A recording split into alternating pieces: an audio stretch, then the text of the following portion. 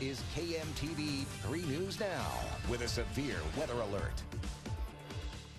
Good morning, I'm Maya Sines. We have breaking news out of Valley. The dangerous floodwaters are becoming a threat to residents. Valley's mayor is asking people in the area to immediately evacuate Valley and the surrounding areas as water from the Platte River is topping off the levee near Richmond Road with more water coming. Again, there is a mandatory evacuation for all Valley residents at this time.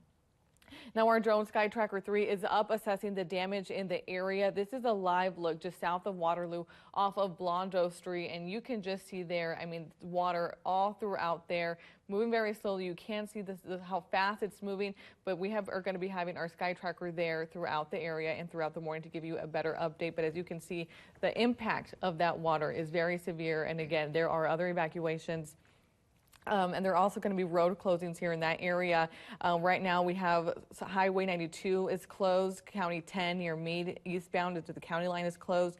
The Platte River Bridge on Highway 92 east of Utah is going into Douglas County is closed. Also Highway 79 north of Morse Bluff across the Platte River is closed. So for anyone who is needing to do evacuations, you will need to keep that in mind as you are trying to get to safety and or to shelters. There are going to be some roadblocks and closures as you can see the impact of these rivers and the floodwaters in this area. Again, this is near the Elkhorn River near Waterloo, so as you can just see water throughout there. Again, it's just the impact of it is so severe. So again, keep that in mind with all those road closures.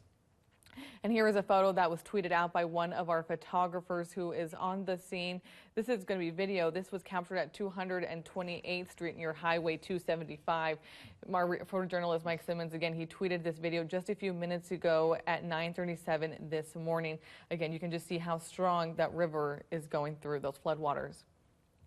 And SRP County authorities are telling people who live in Villa Springs to evacuate. The county tweeted this out a little after 9:30 this morning. Again, anyone who lives in Villa Springs is asked to evacuate.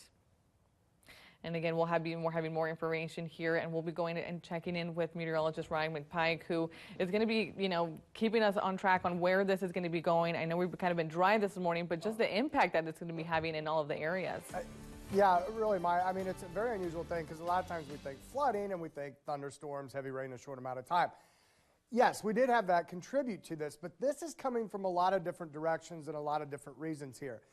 We're actually looking at the rainfall we've seen recently, all the snow melt. Now, fortunately, most of the snow's gone and that rain is kind of out of the forecast here, but you can see the impact here, a live look on the rivers. I mean, look how broad this is. And it's not just one, it's like every river, every stream, creek across eastern Nebraska and western Iowa. I've never seen anything quite like this through our viewing areas. So it's areas that are used to it. Folks that live there said they've never seen it this bad. And again, this is our Harris Casino camera, the Missouri River here in Council Bluffs. I mean, incredible stuff. This I just got, this is down along Highway 50 and the Platte River. Kind of a small shot here. Jay sent this to me, and again, this is kind of down by Huron Bay there, if you're familiar with that area, as you cross the Platte River, going down 50 south out of Omaha. So obviously there, the water getting very, very high down there on the Platte, and we were kind of to piggyback off what Maya was saying. Here's a little more detail with this. In Valley, water up over the levee, evacuating folks there. So that's some updated breaking news information. We're continuing with major flooding in Waterloo. We just looked at some of the video. Water levels up over 21 feet. Plattsmouth, major flooding there, 37 feet. And once again, Aaron's dad actually lives down in southwest Iowa, southeast Nebraska. In Bartlett, the levee broke. They said the new levee in Nebraska City, he texted him and said the water's up to the top there. So incredible stuff here. And you can see every river stream under major flood warnings right now. I mean, I've never seen anything quite like this up here. Yeah, absolutely. And I think that's kind of the pattern that we've been talking about. People in those areas who are kind of choosing not to evacuate because, again, they've never seen it like this or didn't think it was going to be this severe, but we're finding out that it's pretty impactful and it's happening kind of fast. It is. And if you come up on this, don't try to drive through it. We've seen a lot of mistakes made the last couple of days with that. We've had to have a lot of water rescues and a lot of scary moments with cars, even a semi this morning floating down in some of these floods. And of course, we're keeping in mind all of the law enforcement and all those rescue crews are out there. We had a couple, 7 firefighters who got stuck themselves last night and had to be rescued. So again, we're hearing some of that again this morning. We're trying to get more details on some of those situations out there. But again, this is all happening kind of very quickly. And when they're telling you to evacuate and there's a mandatory evacuation, it's serious, and you should be taking quick action on that. Absolutely, because even when we've been giving these river forecasts, we've been doing that a lot the last couple of days. You know, we've been doing this during the newscast.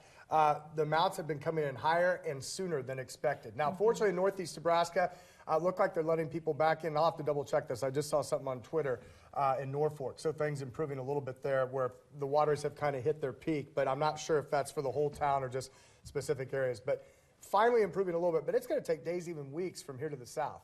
The Skytracker 3 again, this is a lot. Look at that. Yeah, it's unbelievable to see. And that's Waterloo, right? Yeah, that's exactly okay. the Elkhorn River. And again, we're seeing a bunch of images, but when you see it up top with that drone, you can actually just see just how severe it is. I mean, again, we're seeing pictures and you're seeing different things. You're seeing ice blocks, or you're just seeing minor, I know part of Maple was closed on an exit ramp because there was some water on the streets, but this is what eventually it could turn to, which is why we're taking this so seriously and making sure that we have our crews out there safely, monitoring these conditions and those road closures so that we can keep our viewers safe and informed during this time. All right, well, we'll be following this major flooding event 24/7. You can find the latest updates on 3newsnow.com, our Facebook page, and our streaming services. Again, we'll be continuing monitoring this throughout the day.